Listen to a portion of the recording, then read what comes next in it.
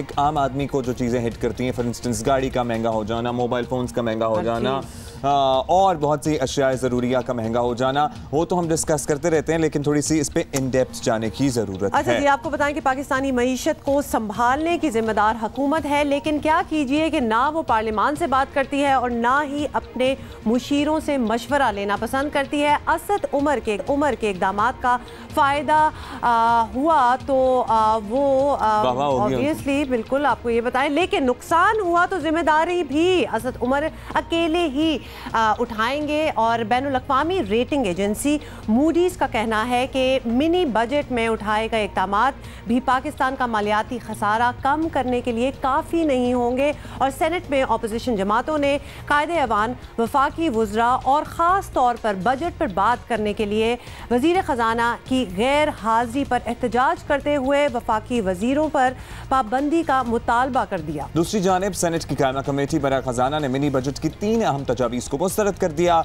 असद उमर समेत वजारत ख़जाना का कोई एक ओहदेदार भी पेश नहीं हुआ। उन्हें बताया गया कि सब लोग वज़ीर आज़म हाउस में मसरूफ़ हैं। कमेटी को एहतजाजी इजलास मनसूख करना पड़ गया। इसके अलावा हुकूमत अपनी बनाई हुई इक़्तिसादी मुशावरती काउंसिल को भी घास डालने के लिए तैयार नहीं है। गुज़श्ता रोज़ इजलास के लिए एक रोज़ पहले अरकान को ईमेल के जरिए आगाह किया गया, जिस पर माहिरीन ने शिरकत से मासरत कर ली। काउंसिल के एक और रुकन साकिब शीरानी भी इस्तीफ़ा दे चुके हैं, जिसके बाद काउंसिल छोड़ने वाले अरकान की तादाद 4 हो गई है, यानी कि मजमूई तौर पर ये एडवाइजरी काउंसिल के 4 लोग तो अब तक साथ छोड़कर जा चुके हैं। इसी पे हम जरा बिल्कुल डिटेल बात भी करते हैं। इक़्तिसादी मुशावरती काउंसिल के रुकन आबिद क़य्यूम सुलहरी हमारे साथ हैं, उनसे पूछेंगे। आबिद क़य्यूम सुलहरी साहब, बहुत बहुत शुक्रिया हमें ज्वाइन करने का। आप इकोनॉमिक एडवाइजरी काउंसिल के रुकन हैं। इस काउंसिल का काम है माशी मामलात पर हुकूमत को मशवरा देना, और हुकूमत का काम है कि इन मशवरों पर अमल भी करना। क्या ऐसा हो रहा है?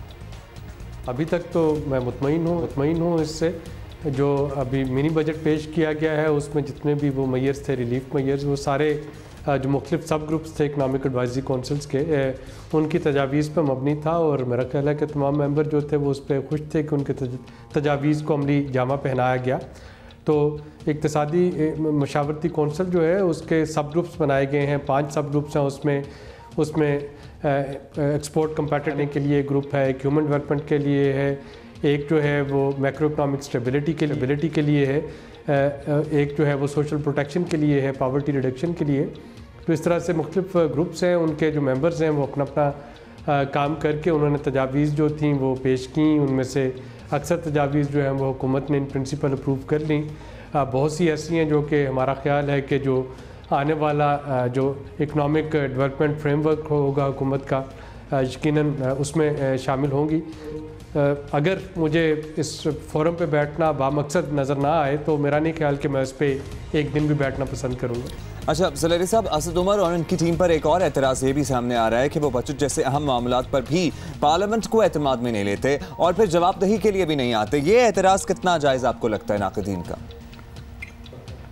देखिए, ये एक पॉलिटिकल क्वेश्चन है और शायद ये पीटीआई के कोई रिप्रेजेंटेटिव जो हैं वो इसका ज़्यादा बेहतर जवाब दे सकें या अपोजिशन इस पर ज़्यादा बेहतर बात कर सके। जो टेक्निकल चीज़ें हैं मैं उस पर बात कर सकता हूँ और वो मैं आपको बता रहा हूँ। ये पॉलिटिकल जो मसाइल हैं उसके लिए बेहतर होगा कि किसी पॉलिटिशियन से ये सवाल पूछा जाए। चलें, वो तो हम पूछ लेंगे, लेकिन सुलहरी साहब मौजूदा सूरत हाल को देखते हुए आप ज़ाती तौर पर ये समझते हैं कि हुकूमत की माशी टीम बेहतरीन है और इसे किसी तब्दीली की ज़रूरत नहीं है? देखिए, इस वक्त टीम जो है वो एक टीम के तौर पे काम कर रही है। बहुत देर के बाद हुआ है कि ministry of commerce, board of investment और ministry of finance, ministry of planning, ये 3-4 जो की कलीदी मिनिस्ट्रीज़ थी, ये आपस में ना सिर्फ सिंक्रोनाइज्ड हैं बल्कि ये एक दूसरे से बातचीत कर रही हैं, मिल के काम कर रही हैं।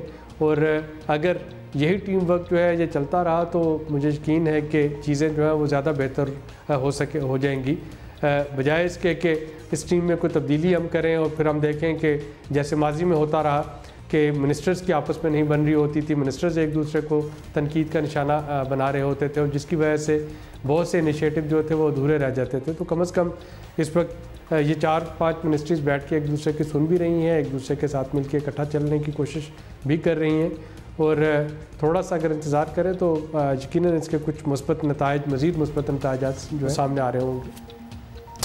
बहुत बहुत शुक्रिया। इक़्तिसादी मुशावरती काउंसिल के रुकन आबिद क़य्यूम सुलेहरी हमसे बात कर रहे थे और अपना ओपिनियन भी दे रहे थे।